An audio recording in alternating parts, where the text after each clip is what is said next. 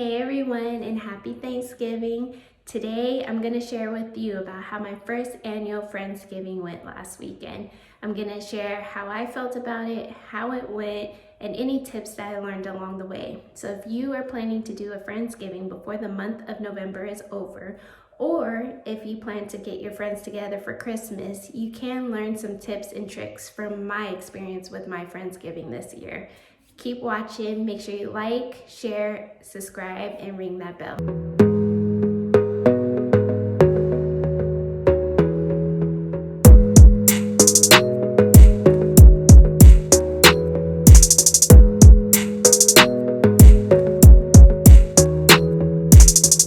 Yes, I'm in an empty room. I'm at my parents' house right now, and this is the most secluded room that I can find. With no noise, no distractions. So please don't mind my empty space. If this is your first time on my YouTube channel, or if you don't follow me on Instagram or Facebook, which I think you should, my name is Diana and I am the creator of Applauding Women. This is a brand that I created last year, and it is a brand or community that I'm trying to create for women to just come together, uplift, empower one another. I interview women who are starting their own businesses. I'm trying to just expose more women-owned businesses. And I also do interviews with women where we talk about everyday situations that aren't spoken enough about, or that too many women are too afraid to speak about, feeling like they're alone in the situation when really they're not. I also sell merchandise for women, and I am now starting to throw small events for women. Hopefully it will become bigger, but for now I'm starting off small for exposure and for practice. And so Friendsgiving was my first all-woman event that I've done since I created my brand. And it turned out so great, guys. I am so happy with the outcome. I think the ladies who came were happy and enjoyed themselves. But yeah, I wanted to share how it went and hopefully provide you guys any tips if you guys are planning to throw an event and Friendsgiving before the month of November is over. And with Christmas coming up, I'm sure some of you guys are planning to get your friends together to do a Christmas event, which I think can go along with what I'm talking about. But stay tuned. I'm gonna give you all the tips that I've learned and that I can give you guys to make your guys' life easier.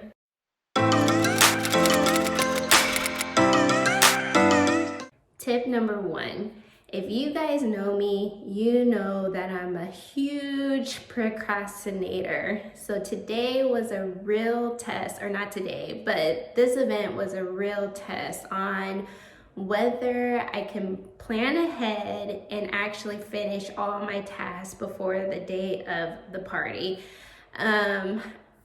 I wouldn't say I was 100% perfect. I did have small details that I had to do like minutes before my first guest arrived, but I think I did very well with planning everything, setting up everything prior to my guests arriving, and I would pat myself on the back.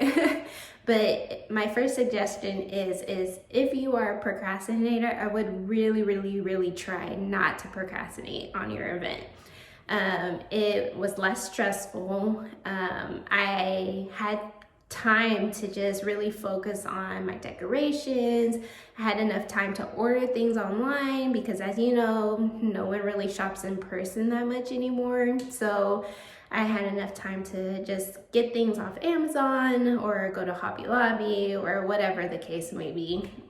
So yeah, my first tip is do not procrastinate. Number two, sending out save the date invitations. So if you want a good outcome of how many people will be attending, it's best to send out a save a date invitation a month ahead, and then maybe like 2 weeks before your event, sending out the regular invitations with the date and time and everything else. The way I made my invitations was on Canva. I sent out text messages to everyone. I had about 14, 15 people that I sent it to. And out of the 15, it was about 10 who came to the event. My suggestion, or something that I learned from the invitation, is one, it's probably, for a small group like that, it's probably okay to just send out a text message. But for Friendsgiving, as far as knowing who was bringing food and to notify everyone of what food they were bringing, I suggest that you can use like Google Docs or invitation apps. All you have to type in on your app, on your phone through the app, is invitation app, and a whole bunch will pop up that are for free. And usually with those apps, it shows everyone who's invited, everyone who's confirmed, and then you can do comments underneath. And so if you wanted people to say what they were bringing and have others notified of what they were bringing, then I suggest that's a good route. For me, it wasn't a big deal, but for next year, I think I probably will do that. Also, I forgot, Facebook is another source that you can use to create an invitation and invite all your friends. The only reason I didn't use that this time around was because I felt like some of my friends weren't active on Facebook, and some of them don't even have Facebook. So I didn't want to miss anyone and use different sources just because some of them didn't have Facebook. But if most of your friends or colleagues or whoever you're inviting has Facebook, that's also another social media platform that you can use.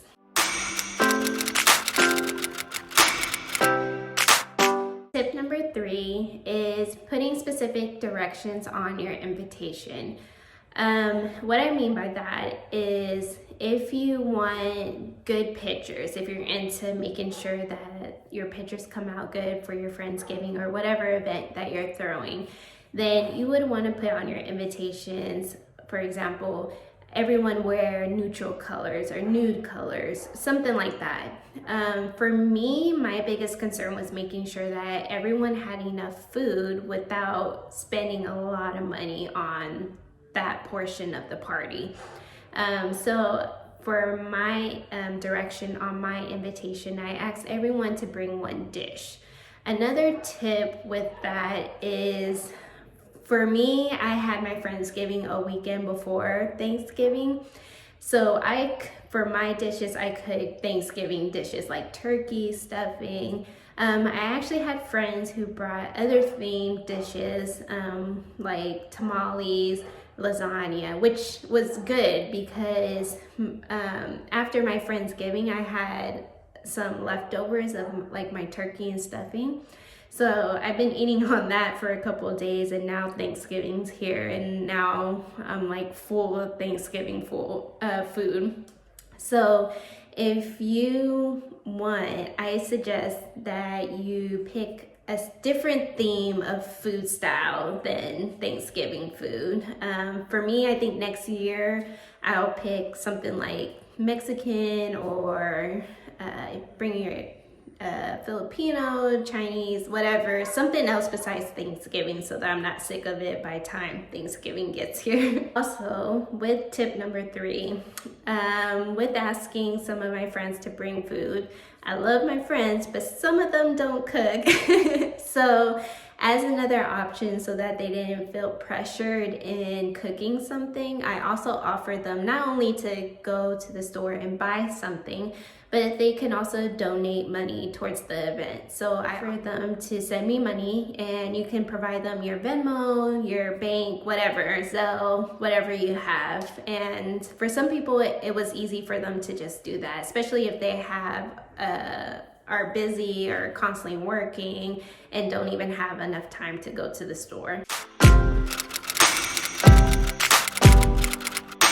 Tip number 4 is creating a little basket for your friends. I think it gives the party a little touch, a little personal touch to your event.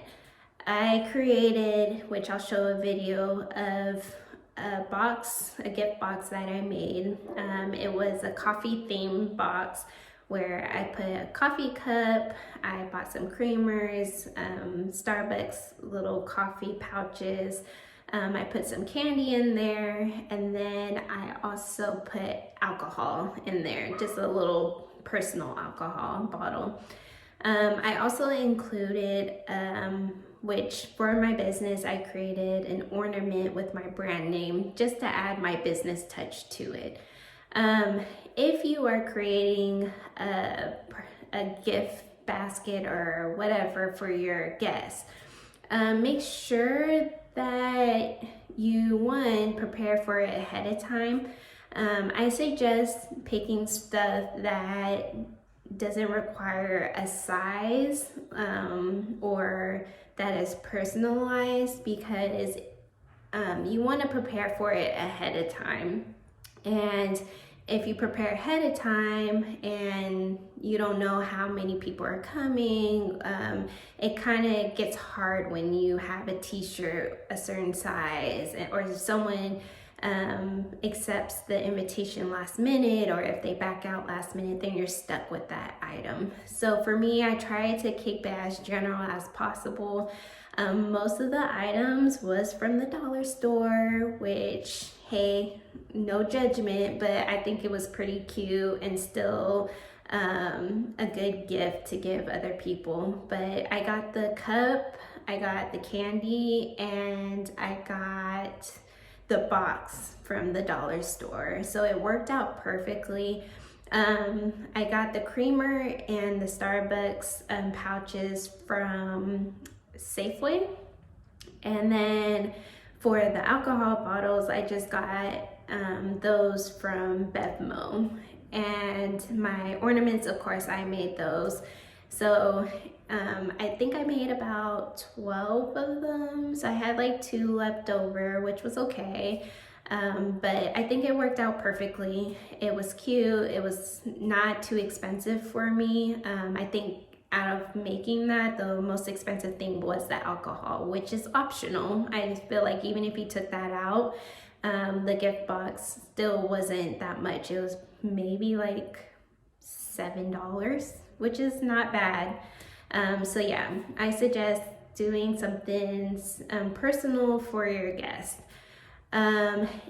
Another thing that I created was the name placement for my guests so that they knew where to sit. I bought these small pumpkins from Hobby Lobby. They were like $1 and something cents, or maybe $2 and something cents.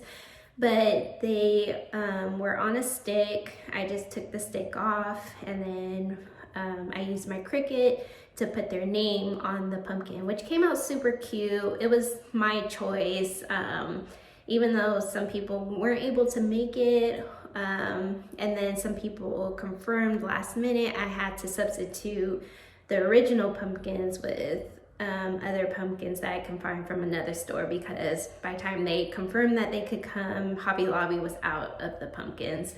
But it worked out. I created those for my guests as their name placement, and they all really loved it.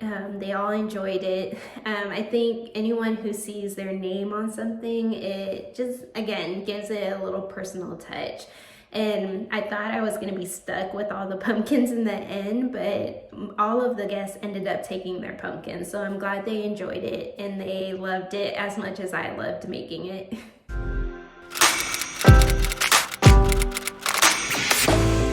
Tip number 5 is making your own holiday drink. Not personally making your own, but just finding a holiday drink, either on Pinterest, Google, wherever you can find it. I think it gives it a holiday theme to your party. And I found a drink on Pinterest, which was bomb, by the way. I think everyone liked it. It was one of those drinks that tastes like pumpkin and just, you can't really taste the alcohol, but it sneaks up on you, which I think most people were pretty impressed with. But I created a holiday drink, or found a holiday drink, and it's super simple. If you guys want to make it, it was 2 parts rum chata, 1 part vanilla vodka, and then 1 part pumpkin syrup. It was so good. I suggest you guys try that out. The last tip is what to set up for your event. 2 things that I was sure that I wanted at my event was a little photo booth area and games for my guests. So I created a photo booth area. I have a light stand already, so I use that for good lighting. If you see, I think I have a video or a picture. We have a little cubby hallway that goes upstairs, and then if you go the other way, it's our dining area. So I just propped the light stand there. I just put a backdrop, which I bought from Amazon. And then I created my own props with the help of my mom. We just use the Cricut app. And we created our own props, which I felt gave it a little bit of fun, and people were intrigued to want to take pictures with the props. But yeah, I also created a chalkboard sign that said, when you take a picture, make sure you tag my brand, which was Applauding Women. So if you're doing an event for a business, I suggest putting a sign up so that people can follow your social media, but also tag you so that you have photos from their phone, because I know sometimes it gets hard trying to get photos from them once they leave. Another thing was the games, which was super fun. You can always do board games. You can do any game which you can buy from Target or Walmart. I didn't really have board games this time around just because I knew the time limit and people had to work the next day. So I knew that not everyone could stay that long. But I bought a wheel from Amazon, which I'll link below. And it was such a fun startup conversation game. I bought it for I think like $40, which isn't really bad for how good of a quality it is. And I started off, I did it kind of ghetto style because this was one thing that I didn't prepare prior to my guests arriving was the wheel. So I was able to put the backing on, but didn't have enough time to put the base on because it has so many pieces. But next time around, I know to do that ahead of time. But for the game, what I did was I put a question on there. It could be serious or funny. And I put 2 questions on there, one serious and one funny, just so they can get an idea of what to write on the wheel. One question was, what's one advice that you can give all women? And then the other question that I put was, who's your celebrity crush? And so while they were eating and talking, I passed the wheel around and everyone wrote their own question. Which would you be? Ooh. Whatever my holiday drink is. It's pink panties and wasn't it a cocktail? I think so.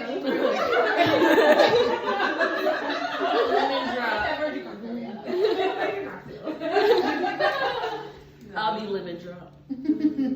Why lemon drop?